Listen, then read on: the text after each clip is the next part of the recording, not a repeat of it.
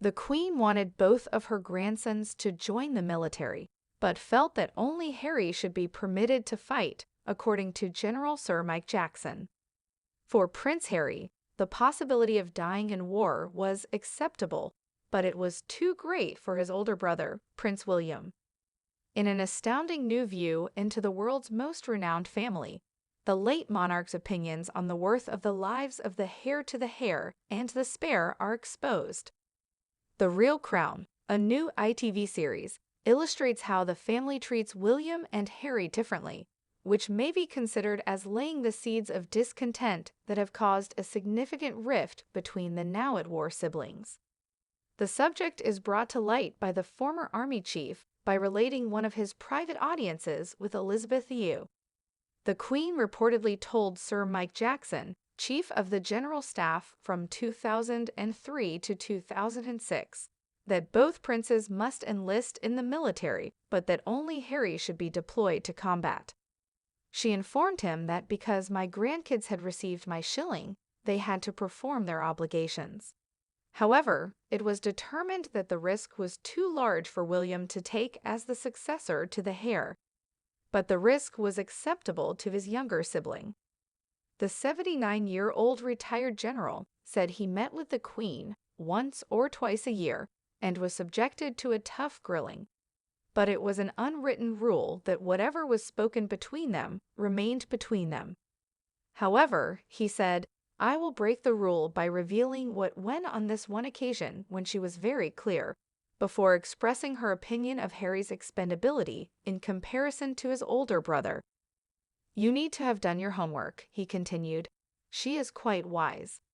According to Sir Mike, a former boss advised him to try to secure the midday slot because after 40 minutes the Queen would ring a small bell and say, time for a sherry, I think, he continued. The Real Crown is slated to be the season's crowning achievement on the ITV streaming service ITVX. The 5-part documentary delves into the details of several of the incidents included in the popular Netflix dramatization, including Lord Mountbatten's assassination by the IRA and intruder Michael Fagan. It confirms, among other important tales, how a secret encounter in a South London home helped Camilla finally wed Charles. It also discusses how the now disgraced Prince Andrew insisted on traveling the world with a 6-foot ironing board while routinely going off script and declining to fulfill his obligations as a taxpayer-funded trade ambassador. According to 72 Films executive producer David Gover, there are problems with the family's recognized succession. Because they had paid the same shilling as every other soldier, the Queen was eager to send both of her grandsons to war, but there is a distinction between the heir and the spare. It is passed down the generations, and Charles and Andrew in this series are examples of it. After serving in the military, Andrew returns home as a hero. A generation earlier, there was the Queen and her sister, and so there was a certain amount of pain when the Queen had to break the news to her sister that she couldn't wed the man she adored. Everyone is familiar with that tale, but the benefit of having the inside scoop is learning the real story behind it. Throughout the series, you may see the development of the characters. For instance, Charles used to be this obscure figure with a peculiar interest in environmentalism and climate change that everyone thought was crazy, while his brother was this extremely glamorous military hero. Compare that to now, when one of them is the monarch and the other is, sort of, not the monarch.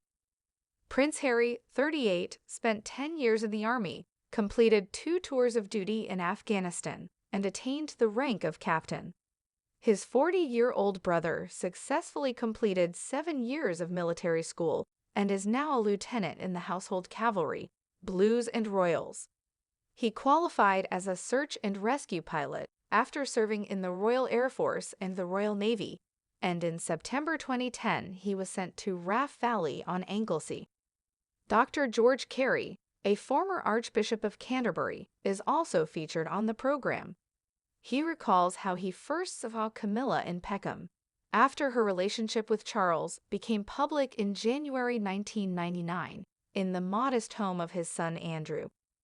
The Archbishop initially told the couple that getting married would bring about a catastrophe for the church, but he later changed his mind. She entered in the front door, and Dr. Carey and I shared coffee, the 87-year-old remembered.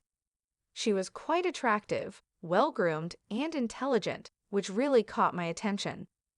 We had a lively discussion during which we discussed her long-standing relationship with Charles, which dates back to their teenage years.